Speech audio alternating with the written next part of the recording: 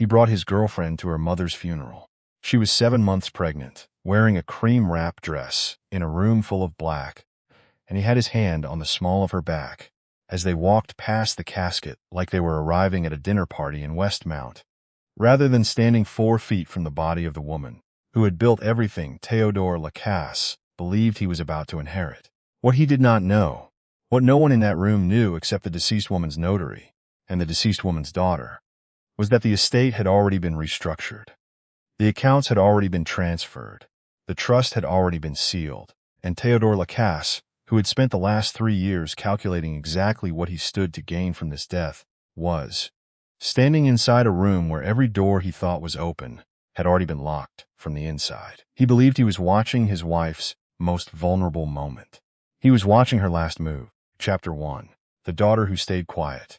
Her name was Renée Fontaine-Broussard. In Montreal, where she had grown up and returned to after her graduate degree in Toronto, she was known as the woman who ran the Broussard Foundation.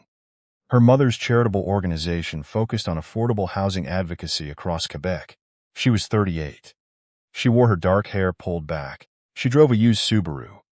She volunteered Tuesday evenings at a community kitchen in Rosemont that her mother had helped fund 20 years ago, and that Renée had never once mentioned to anyone who might be impressed by it.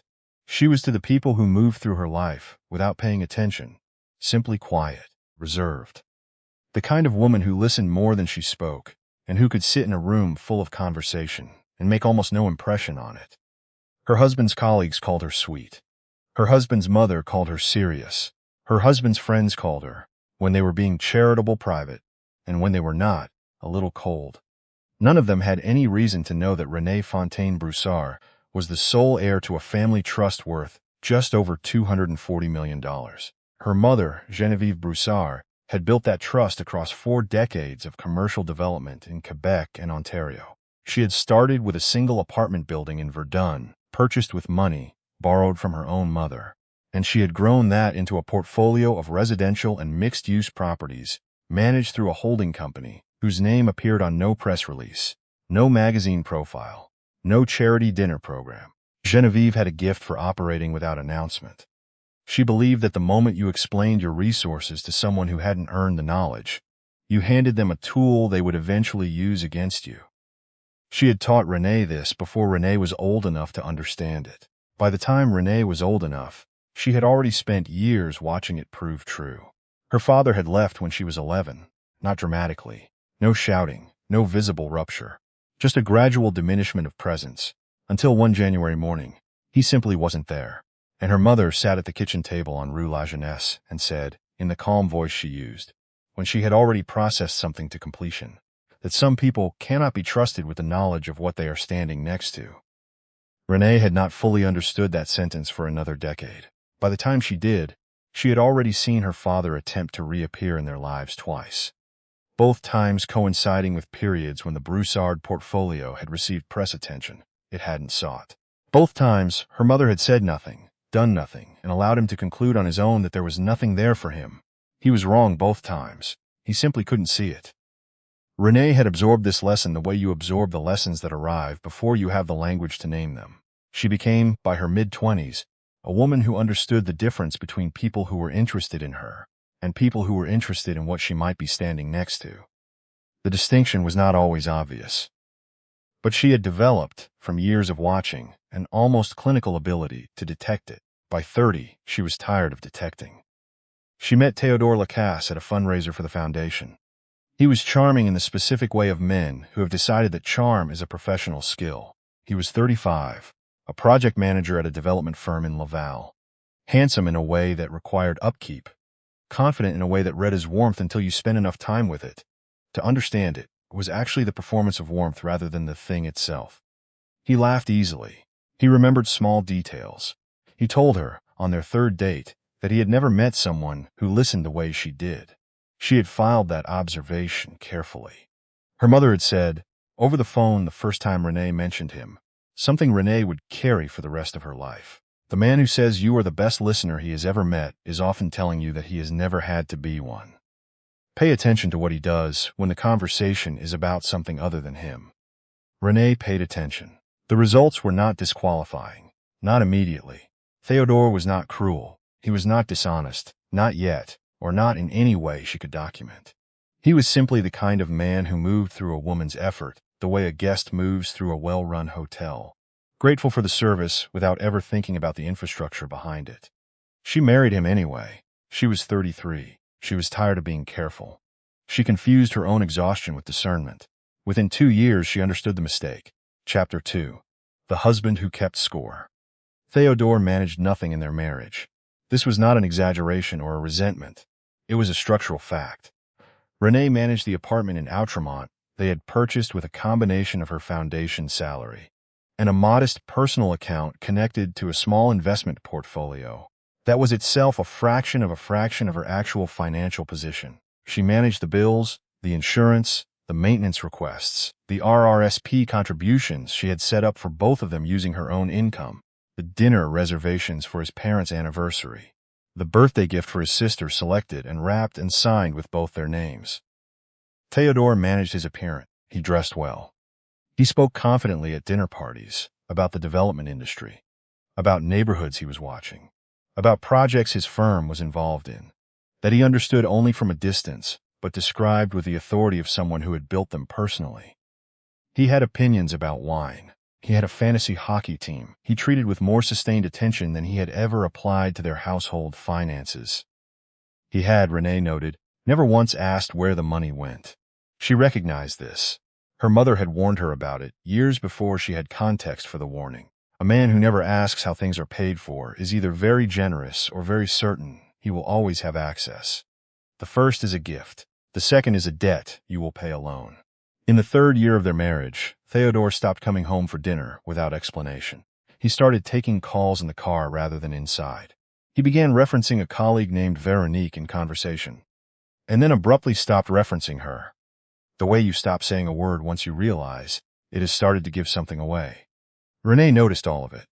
She said nothing. She called her mother. Chapter 3. What Geneviève knew.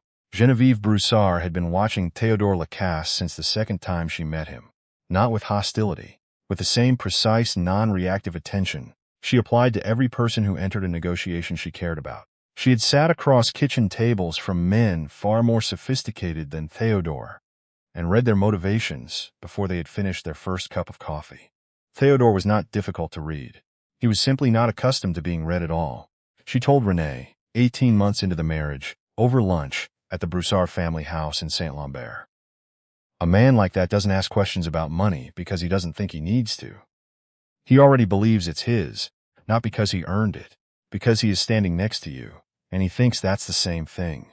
Renée had looked at her mother across the table. Geneviève stirred her tea. She did not look up. He's going to disappoint you. I don't know when. But when he does, I need you to tell me before you tell him you know. The order matters. You come to me first. Renée had not asked why the order mattered. She already knew. Her mother had spent 40 years protecting assets from people who didn't deserve them. The order mattered because her mother needed time to build the architecture before the conflict became visible. She called her mother on a Tuesday afternoon in April, sitting in her car in the parking lot of the foundation office, holding a credit card statement she had been reviewing for a charge at a hotel on Rue Sherbrooke she didn't recognize. Dinner for 2. A Tuesday in February, when Théodore had told her he was at a site meeting in Broussard. She had already found 2 others, a spa booking, a restaurant in the plateau on a Thursday evening. She had cross-referenced the dates against his calendar. None of them aligned with anything he had told her. Her mother picked up on the first ring. I know, Geneviève said, before Renée had finished the first sentence. How long? 2 months.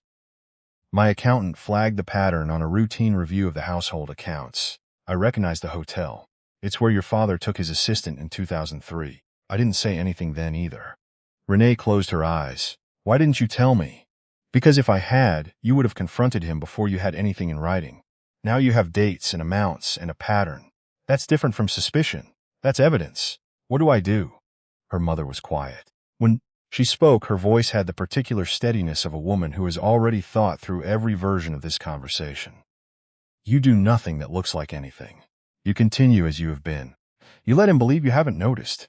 Because men like Théodore always accelerate when they think they're invisible. And when he accelerates far enough, I will be ready. Renée sat in the parking lot for a long time after she hung up. Then she went back inside. She answered emails. She prepared for a meeting. She drove home. She made dinner. She asked Théodore about his day and listened to his answer, and said nothing about the hotel charge or the growing file on her encrypted drive, or the fact that her mother had just set in motion a legal process Théodore could not have imagined in his most strategic moment. Chapter 4. The Architecture. Geneviève Broussard spent the next 11 months doing what she had done for 40 years. She built. The family trust was restructured. Assets that had been held in transitional vehicles were quietly migrated into structures requiring Renée's sole authorization. Property titles across the portfolio were reviewed and reinforced. Every financial thread that connected the Broussard holdings to the surface-level life Renée shared with Théodore was traced, documented, and either sealed or severed with legal specificity that would have taken a team of opposing lawyers months to dismantle. She also instructed her notary, a woman named Sylvie Aubert, who had worked with the Broussard family for 19 years, to monitor Théodore's financial behavior, not to intervene, to observe and record. What Sylvie observed was a man in preparation. Théodore had consulted twice with a family law attorney in Laval, whose specialization was marital asset division in Quebec. He had moved money from their joint savings account into a personal account without mentioning it to Renée. He had altered the beneficiary designation on a life insurance policy from both spouses to himself alone. He had been asking questions in conversations Renée later learned about how inheritance received during a marriage was treated under the civil code. He was positioning. He was planning. He believed he was operating 3 steps ahead of a woman who had never once challenged him about anything. He was not aware that the table he was playing on belonged to someone else. Then Geneviève was diagnosed with ovarian cancer, stage 3, in September. The prognosis was uncertain. The timeline was not. She had approximately 5 months. She used them with the same methodical efficiency she had applied to everything else. She met with Sylvie 3 times, each meeting lasting several hours. She finalized the trust documents, transferred strategic authority to Renée, reviewed the file on Théodore one final time, and added a handwritten note to the cover page in her careful slanted script. He will try to access the estate at the funeral. He will not be able to. The door has been locked from the inside. Let him knock. Geneviève Broussard died on a Thursday morning in March. Renée was beside her. She held her mother's hand. She watched the monitors. She breathed, once, deliberately, and then she stood. She straightened her jacket. She walked to the hallway where Sylvie Aubert was waiting with her briefcase and an expression of measured professional stillness. "It's done," Renée said. "Everything is in place. He cannot access the trust. He does not know that yet." Renée looked back at the room where her mother lay. She touched the small gold ring on her right hand, the one her mother had worn every day, since Renée's grandmother had pressed it into her palm at her own deathbed 30 years ago. It was not expensive. Its value was not material. "Let him come to the funeral," Renée said. "Let him bring her. Let him stand there in that room and believe this is the beginning of what he's been planning." Sylvie Aubert had practiced notarial law in Quebec for 23 years. She had been present at the resolution of estates worth far more than the Broussard Trust. She had never seen grief expressed as something that looked from the outside almost entirely like precision. "And then?" she asked. Renée turned back to face her. Her expression was not hard. It was not angry. It was the expression of a woman who has been underestimated for long enough that the underestimation no longer surprises her, only the timing. And then he finds out who he married. Chapter 5. The Funeral. The service was held on a Saturday, late March, Montreal, the kind of day when the snow has started to give up but hasn't fully committed to leaving. The church on Rue Notre Dame was full. 180 people, most of them connected to the foundation, to the development community, to the quiet network of relationships Geneviève Broussard had maintained across 4 decades without ever needing to advertise them. The kind of people who showed up not because they had been reminded, but because they genuinely knew what they had lost. Renée stood at the front of the church in a dark navy dress, receiving condolences with the composed stillness of a woman trained since childhood to carry weight without displaying it. Her eyes were dry. Her posture was the posture of someone holding something very heavy in a way that did not ask for acknowledgment. Théodore arrived 25 minutes late. He was not alone. The woman with him was named Véronique Tanguay, 31. An interior design consultant at a firm in Griffintown whose Instagram presence Renée had, found and reviewed with the same clinical attention she applied to everything. She was wearing a charcoal blazer and a dress that would have been appropriate at a professional event and was not appropriate here. She was not visibly pregnant, and then she shifted her weight as they entered, and Renée understood that she was, in fact, approximately 5 months along, and simply wearing something designed to obscure it. Théodore held her hand as they walked down the center aisle. He held it past the casket. He held it while he nodded at people he recognized. He held it while he walked toward Renée with an expression that had been composed to look like sympathy and contained, underneath the composition, something else entirely. He believed this was his moment. He had been planning for this moment for over a year. The grieving wife, the estate in transition, the legal machinery not yet activated. He had done the math. He had done it wrong, but he had done it with the confidence of a man who has never had his math checked by anyone he considered his equal. The room noticed their entrance. Conversations did not stop completely, but they shifted. The particular acoustic change of collective discomfort moved through the mourners like a cold current. Renée saw them come in. She watched Théodore walk toward her past the casket of the woman who had spent the last year of her life, ensuring he would leave this marriage with nothing that didn't belong to him. And she felt, beneath the grief that was real and ongoing and would not finish today, something else settle into place. The feeling of watching a prediction arrive on schedule. He stopped 2 feet from her. "I'm so sorry about your mother, Renée." His voice was modulated. His expression was calibrated. Veronique stood slightly behind him, her hand still in his, her chin lifted in the way of someone who has decided that confidence is the appropriate posture for a situation she has chosen not to fully examine. Renée looked at Théodore. She looked at Veronique. She looked at their joined hands. She looked back at Théodore. "Thank you for coming." Her voice was the same voice she had used for 5 years of marriage, even neutral, giving nothing away. She turned to the next person waiting to offer condolences.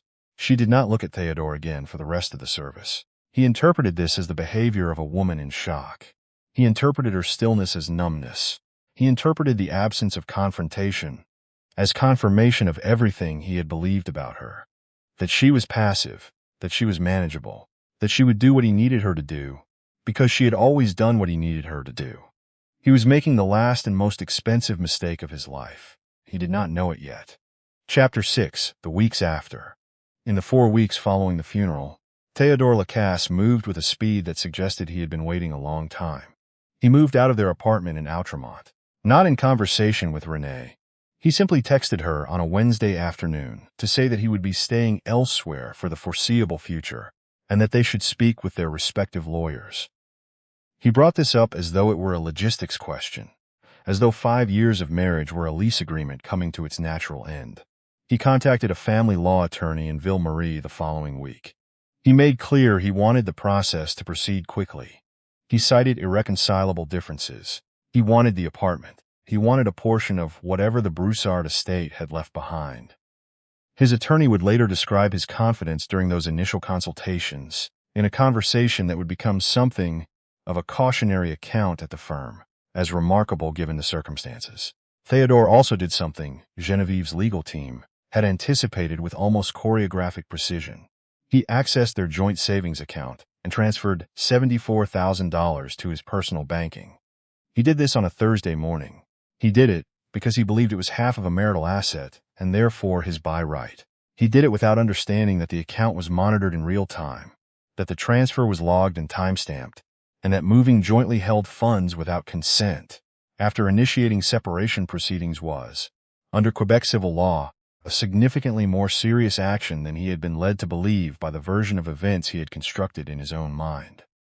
Renée received a notification from Sylvie Aubert at 9:47 that same Thursday morning. She was sitting at the kitchen table in the Outremont apartment, drinking coffee, reviewing the Foundation's quarterly report.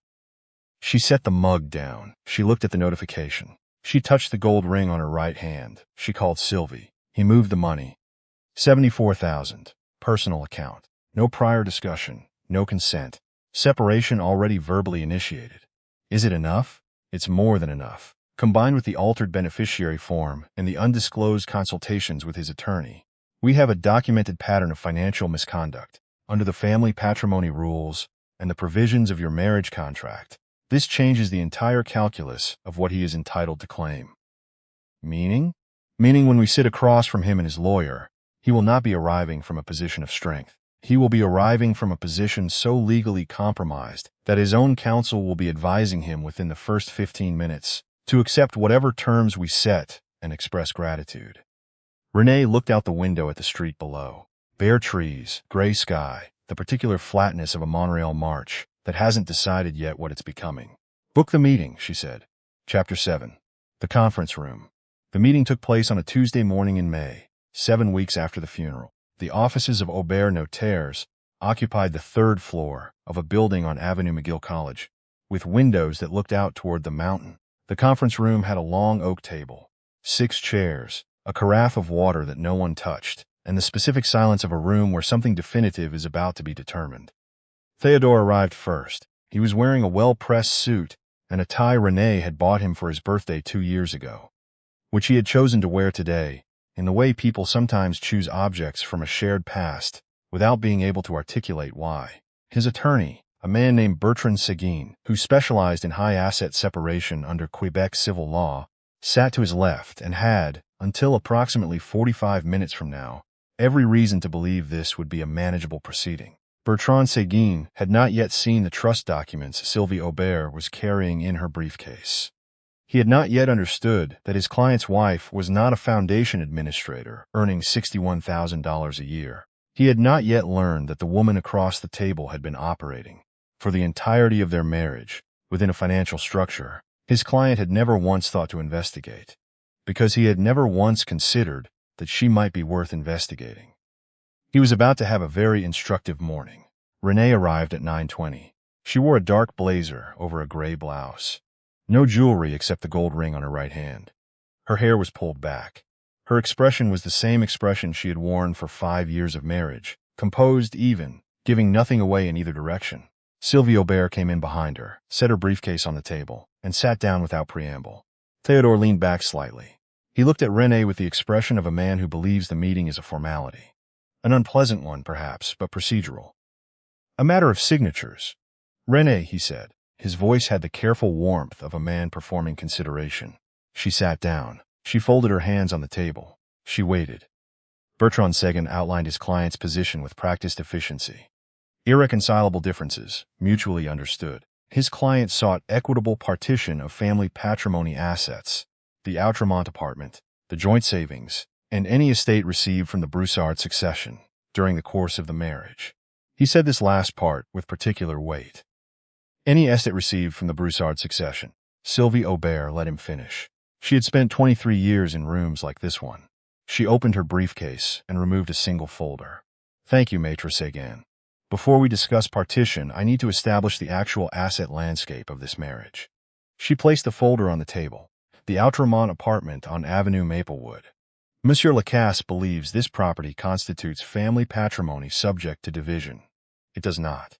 The property is held in the name of the Broussard Family Trust, established in 2016, 14 months prior to the marriage. Monsieur Lacasse's name does not appear on the title, the mortgage, or any associated documentation. He has been a resident of a trust-owned property for the duration of the marriage. He has not been a co-owner. The room was quiet.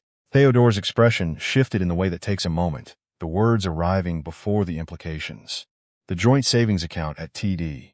Monsieur Lacasse transferred $74,000 to his personal account on March 31st, without his spouse's knowledge or consent, after verbally initiating separation proceedings. Under Quebec civil law, the deliberate dissipation of joint assets, following the commencement of separation, constitutes misconduct affecting the partition. We have the transfer record, the timestamp, and the sequence of events establishing intent. Bertrand Seguin set his pen down. The life insurance policy originally designating both spouses as beneficiaries was amended by Monsieur Lacasse in August of last year to name himself as sole beneficiary. This amendment was not disclosed to Madame Fontaine-Broussard. We have the original designation and the amended filing. Sylvie paused. She turned a page with the unhurried motion of a woman who has done this many times and has never needed to rush any of them. Regarding the Broussard succession, she looked at Théodore directly. Her gaze was steady and without warmth and without hostility. It was simply accurate. Monsieur Lacasse appears to believe that his wife received an inheritance subject to partition under the family patrimony regime. I need to correct this understanding. She placed a second document on the table. The Broussard Family Trust is valued at approximately $243 million. This includes residential and commercial properties across Quebec and Ontario, a private investment portfolio, and majority interests in 2 operating companies. The trust was established prior to the marriage. Its assets have never been commingled with matrimonial property, and under both the Civil Code of Quebec and the terms of the marriage contract signed by both parties in 2018, trust assets are not subject to family patrimony partition. The silence in the conference room had weight. Bertrand Seguin stared at the document. His face underwent a sequence of professional recalibrations, none of which produced a result he found acceptable. He looked at his client. His client was staring at Renée. Théodore's mouth was open, slightly. The composure that had carried him into this room, the certainty, the positioning, the long-rehearsed calculation, was leaving his face the way warmth leaves a room when a window opens in March. 200, he started. He stopped. He looked at the page. He looked at Renée. 240 million. Renée did not respond. She did not need to. Sylvie continued.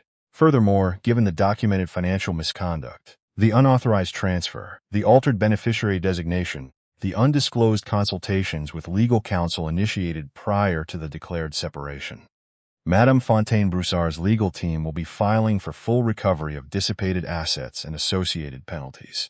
Monsieur Lacasse's total legal and financial exposure, conservatively calculated, exceeds $160,000. Bertrand Seguin turned to his client. The look on his face was the look of a man who has just understood the full scope of what his client failed to disclose during their initial consultation. Théodore, he said, his voice carrying the specific quiet of professional containment over professional frustration. We need to speak privately. Théodore did not move. He was still looking at Renée. He was looking at her the way you look at a landscape you have driven through 100 times and are only now understanding is not what you thought it was. He was searching her face for the woman he had married. The quiet one, the one who never argued, the one who managed everything without acknowledgment, the one who, in his assessment, would not fight back because fighting back had never seemed to be in her nature. He found nothing there that matched what he was looking for.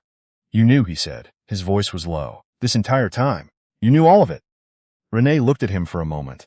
When she spoke, her voice was the same voice she had used for 5 years of marriage. Even, unhurried. Not unkind exactly, but not the opposite of unkind either. Simply clear. I knew everything, Théodore. I knew about Veronique. I knew about the hotel on Sherbrooke. I knew about the money you moved. I knew about the insurance policy. I knew about the meetings with your lawyer. I knew about all of it while I paid the apartment bills and managed the foundation, and took your calls about your job and asked about your day and made space in my life for a man who had decided, without ever telling me, that I wasn't worth the honesty. She paused. My mother knew too. She knew before I did, and she spent the last year of her life making sure that when you finally showed me who you were, there was nothing left for you to take. Théodore's hands were flat on the table. You brought your girlfriend to her funeral, Théodore. You held her hand in front of the casket. You stood there, and you looked at me, and you thought you were watching something end. She stood. She picked up her bag. She looked at him. You were watching something begin. She walked to the door. Sylvie gathered the documents with the efficient precision of a woman who has done this before and will do it again, and has never once needed to perform her authority, because it does not require an audience. At the door, Renée paused. She did not turn around. The apartment will be formally vacated by Friday. Your belongings will be packed and available for collection at a time coordinated through Sylvie's office. The joint accounts will be frozen pending resolution of the dissipation claim. She opened the door. Goodbye, Théodore. Chapter 8. The Unraveling. Théodore Lacasse lost things in the order that Geneviève Broussard's legal team had, with long experience and some satisfaction, anticipated. He lost the apartment first. Formal notice arrived within a week, clean and specific. The language of the letter carrying the particular impersonality of a document drafted by someone who does not need to be angry, because the facts are doing all the necessary work. He moved his belongings to Veronique's condo in Griffintown, 3 trips in a rented van. He had lived in the Outremont apartment for 5 years and had never once noticed that his name wasn't on the title. He lost the professional standing next. His employer, a development firm in Laval, conducted a compliance review as a matter of standard procedure, when notified of pending legal proceedings involving a senior project manager. The dissipation finding appeared in the disclosure. His managing director, a methodical man named Arsenault, who had hired Théodore on the strength of an impression that was turning out to have been somewhat optimistic, called him into a meeting that lasted 11 minutes. Théodore left without his building access pass, and with a letter initiating administrative review. He lost the money he thought he had secured. The $74,000 he had transferred sat in his personal account for 9 days before a court order froze it pending the dissipation proceedings. His personal credit, which he had been using to maintain the life Veronique had understood, she was entering when she got involved with a man who described his financial position the way Théodore had described his, began to encounter resistance. He lost Veronique on a Saturday afternoon in June. She had been attracted to a version of Théodore that required, as its operating condition, the infrastructure that Renée had been building and maintaining without acknowledgment for 5 years, without the apartment, without the income, without the professional confidence that had read as substance but had actually been borrowed from someone else's labor. Théodore was a man under legal review, living in his girlfriend's condo with a frozen bank account and a career that was under formal investigation. Veronique was 31. She was pregnant. She was also, as she explained to him on that Saturday afternoon in the calm, considered tone of a woman who has thought through the arithmetic, someone who needed to make different decisions than the ones she had been making. She was not unkind about it. She simply said what was true, which was that the situation was not what she had understood it to be, and that she thought they wanted different things, and that she hoped he would find a path forward. He sat in the car in the parking garage beneath her building for 40 minutes after she said it. He had no apartment, no job, no wife, no savings he could access, no partner, no professional reputation he could trade on. Every surface he had been standing on for the last 5 years had been removed, and beneath those surfaces there had been nothing. There had never been anything there that was his. The substance had belonged to someone else, and he had spent 5 years treating it as though it were simply the natural condition of his life, rather than the result of another person's continuous, unacknowledged effort. Chapter 9. What remained? 7 months after the separation was finalized, Renée Fontaine-Broussard stepped fully into the life she had spent 5 years operating beside without naming. She expanded the foundation's mandate. Affordable housing advocacy remained at the center, but she added programs addressing housing access for newcomer families, transitional support for FET women leaving unsafe domestic situations, and a bursary stream for first-generation university students from Quebec regions with limited post-secondary infrastructure. She committed $35 million of her own capital over 4 years. She hired 12 new staff. She moved the foundation's offices to a larger space on Rue Saint-Denis that her mother had quietly purchased and held in trust for exactly this purpose, as though Geneviève had known, years before it was needed, that her daughter would eventually need more room. The Globe and Mail ran a profile of her in October. It was a good piece, careful and specific, written by a journalist who had taken the time to understand what the foundation actually did, rather than simply describing its scale. The headline was, "The Here Who Stayed Quiet." The article described her years of deliberate anonymity, her work at the foundation, during the years of her marriage, her decision to live without the visible markers of the Broussard name. It mentioned the expansion. It mentioned the new programs. It did not mention Théodore by name. It did not need to. The foundation held a benefit in November at a venue on Rue de la Commune, Old Montreal. 250 guests, the kind of event that manages to be both well-funded and entirely without pretension, which had been Genevieve's standard for everything she built, and which Renée had absorbed so completely, she no longer had to think about it. Renée spoke for 9 minutes about invisible labor, and the systems built by people who are never asked to explain them, and about what it means to keep building anyway. She did not raise her voice. She did not need to. A photograph from the evening, Renée at the podium, the gold ring catching the light, her expression the expression of someone who has nothing left to conceal, was used in the Foundation's awareness campaign the following month. It appeared on a large digital display at the corner of St. Catherine and Peel. Théodore saw it on a Wednesday afternoon. He was on his way to a job interview at a smaller firm in Saint Laurent, one with a title 2 levels below what he'd held in Laval. He was wearing a suit that fit correctly, but showed, if you looked carefully, the specific quality of a garment worn too many times without rest. He was carrying a portfolio case containing a résumé he had revised 4 times, and which still did not fully resolve the gap created by his administrative leave. He looked up and saw her face, large, still, looking out over the intersection with an expression he had seen her composing for 5 years without understanding what it was made of. He stopped walking. He thought about the woman he had married, the quiet one, the one who handled everything, the one who had never once raised her voice at him, or demanded anything visible, or made him feel the weight of what she was carrying.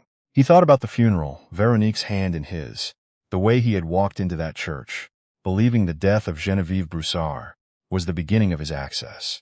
He thought about the conference room and the folder, and the number Sylvie Aubert had placed on the table, with the calm of someone delivering information that was simply true and had always been true. He thought about all of it, standing on that pavement in a city that had not arranged itself around his needs. And he understood something that he had spent 5 years with all the tools to understand and had chosen, in 1,000 small and ordinary moments, not to. He had mistaken her silence for emptiness. He had mistaken her patience for passivity. He had mistaken the fact that she did not require him to see her for evidence that there was nothing there to see. He had been wrong about everything, and the wrongness was not a single error in a single moment. It was the accumulated result of never once asking a real question about the person he had decided, from the first night he met her, that he already understood. The light changed. He crossed. The display slid behind him as he walked, and he walked the rest of the way to his interview with the particular gait of a man who has recently discovered that the ground was never as solid as it felt, and that the solidity had had a name, and the name was not his. Chapter 10. The Morning. 8 months after the separation, on a Sunday in August, Renée sat on the dock of the Broussard family property on Lac Memphremagog, where her mother had spent every summer she could, where Renée had learned to read and to swim, and to sit with silence until it became comfortable, rather than uncomfortable. The morning was warm. The lake was still in the particular way of early morning water, the kind of stillness that feels earned rather than passive. The birches at the edge of the property moved without urgency. Renée held a coffee cup in both hands. The gold ring was on her right hand. The lake was in front of her. Her phone was on the dock beside her. On it was the encrypted folder she had maintained for 18 months.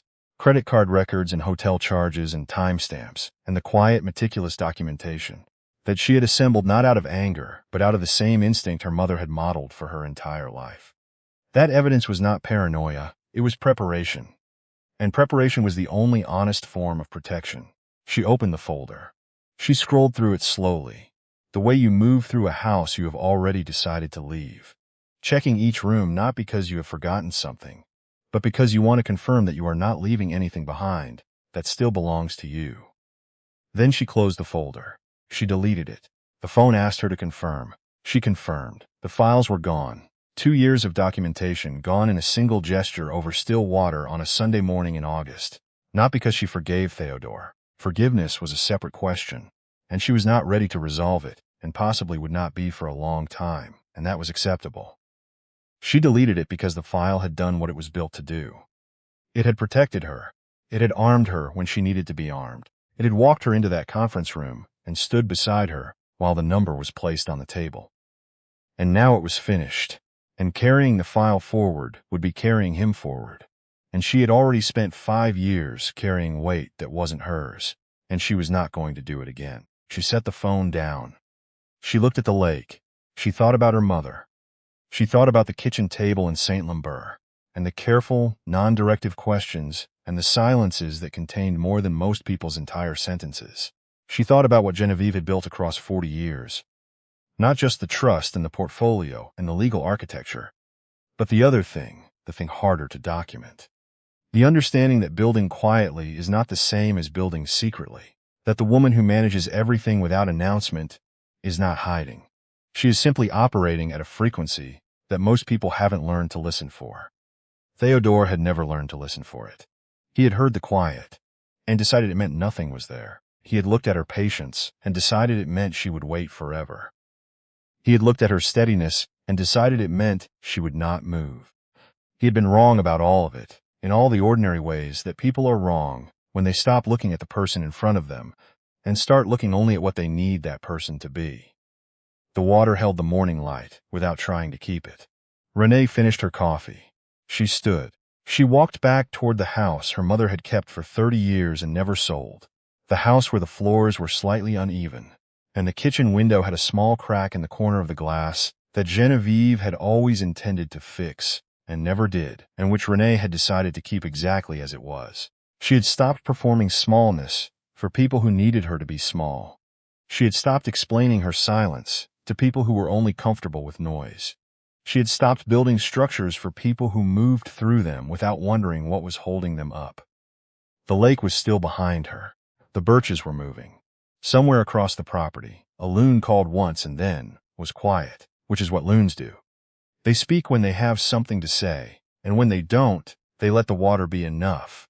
That is what the quiet ones know, the ones who have been taught to build rather than to announce.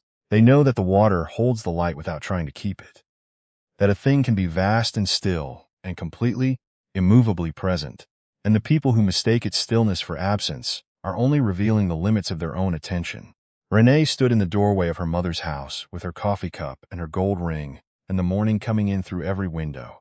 And she felt, for the first time in a long time, the specific and irreplaceable feeling of a woman standing in the full dimension of her own life. Not because someone had finally seen her, because she had stopped waiting to be seen by people who had decided, long before they looked, that there was nothing worth looking for. If this story stayed with you, subscribe to Silent Queen's Judgment and turn on notifications. New stories arrive every week for the women who build in silence and leave on their own terms.